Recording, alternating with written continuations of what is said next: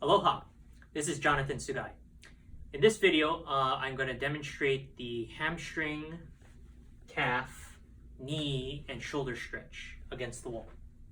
This is a really great stretch that really helps to loosen up the hamstring, back of the knees, and the calves, and also stretch the shoulders all at the same time. So first thing you're going to do is all you need is a wall, and we're going to stretch our right leg first.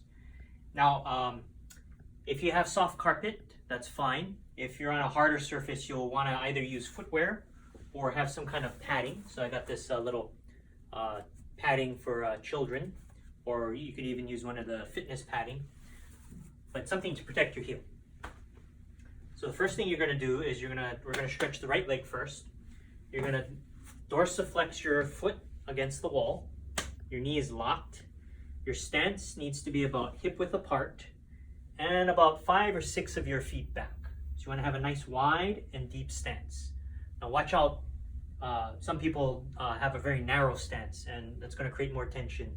You want to make sure it's wide and deep. Okay, and you can adjust. See how I'm adjusting my foot back. Okay, so this knee is locked. Tilt the pelvis forward. The back leg and the back foot, I'm on the ball of my foot, knee slightly bent. I'm already feeling a stretch in the hamstring, behind the knee, and the calf. Okay, so that's stretching the hamstring, back of the knee, and the calf. This is where a lot of tension builds up, and it tends to affect the back.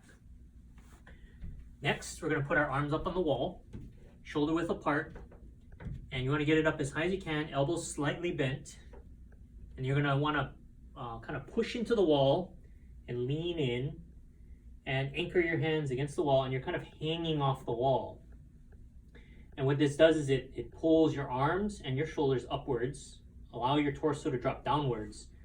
So the torso dropping downwards adds more force to the stretch down below. And then the torso pulling downwards with the hands anchored up here stretches the shoulders.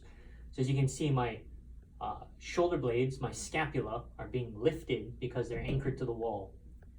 And then what you do is you hold this position for 1 minute. Now while you're doing this, you can make adjustments. So you see how I'm wiggling my foot. And you can also turn your head left and right. So you do it nice and slow, and that also helps to stretch your neck.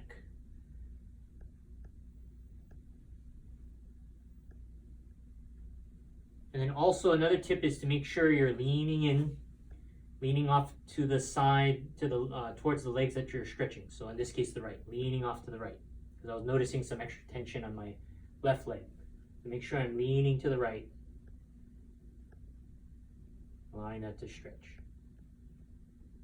Okay, and then so now we're going to do the right side, the left side. Again, foot up, dorsiflex against the wall, knee locked. The back leg, my right leg, is slightly bent on the ball of my foot.